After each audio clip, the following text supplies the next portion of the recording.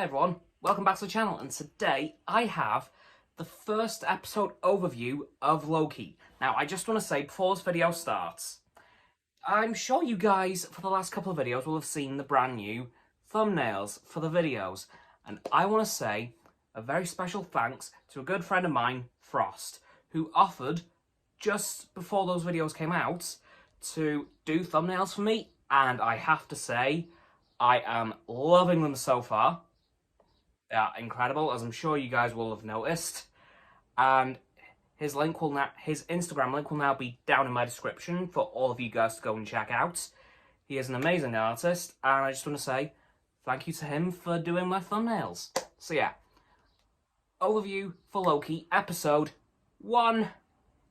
Well. For the first time in a while, my predictions were correct. Woo! So, let's talk through the episode, shall we? We open up with the New York scene from Avengers Endgame. So when the Avengers travel back in time, back to 2012, to get the Tesseract from Loki, and then horrifically fail. They fail so badly, Loki whizzes himself away with said Tesseract, and boom, that's where it ends for that scene. Don't worry, the episode wasn't just that. We then find out that he teleported himself to Mongolia. Don't know why, but he chose Mongolia for some reason. But on his arrival in Mongolia, some TVA officers showed up and arrested him. Well done, Loki. You lasted a whole minute. Good job. Then he gets brought back to the TVA for processing, because he's a pretty big time criminal at this point. And then we see some really funny scenes, like he has a form to verify that this is everything he has ever said, and every time he says something, he has to have another one and another one. So that's pretty funny. We then find out a bit more about the TVA and its creation. We find out that there were multiple timelines that were in a civil war at some point 3 bajillion years ago. I'll say 3, it could be any amount of time ago. Then the Timekeepers brought them all into one, and then they tasked the TVA with keeping that timeline in check, which now Loki has broken. So it is now the TVA's job to, reset the timeline, put him back to where he should be, and have things continue on as they should go. As we know from everything from Thor the Dark World up to Infinity War. In terms of Loki, anyway. So, but then Owen Wilson's character pops in and says, we could use this guy's help because there is another timeline variant of Loki running around messing stuff up really badly.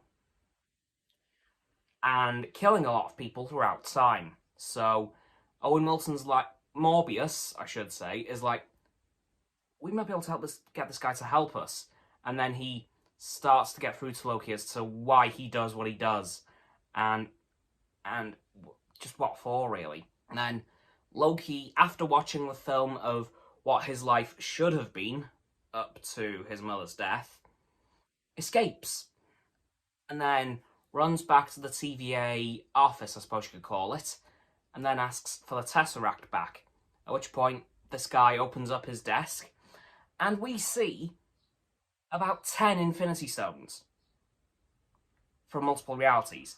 So we see about 3 Reality Stones, 2 Power Stones. I'm just thinking, oh my god, this is so dangerous. Oh god. 1 set of Infinity Stones wiped out half the universe. What could 3 do? So yeah, we saw a desk full of Infinity Stones, and I thought, oh boy. And the guy at the desk said, hey, some of these guys use them as paperweights. And I was thinking, what? Literally the most powerful objects in the universe, and use them for paperweights? Then there's a bit of a chase for Loki around the TVA building. We see the officer who arrested him in the beginning of the episode chasing him alongside Morbius, who's actually trying to keep him on his side, but the officer is trying to reset him, as they call it. And then they eventually catch up to Loki, but before that, Loki watches the rest of the film of his life. And then he sees Thanos crush his neck in Infinity War. And then gets extremely annoyed because, well, who got Loki to do what he did in Avengers 2012? Why? None other than Thanos. So he's pretty annoyed right now. And then he talks to Morbius a bit more and he says, okay, so I do this because of, I can't remember the reason exactly, but he does exist in his nature, basically. And Morbius tells Loki that he's around to make sure everyone else becomes the better version of themselves. So he's the side character in his own story, which is, it hurts to hear. For me as well, because I was like, oh, ouch, that's going to hurt. And then Loki says, what do you need me to do, Morbius? And then he says, well, we've got another time variant running around, and we need your help to track him down. And it's you. So yeah, so there's another variant of Loki running around the multiverse, killing people left, right, and centre.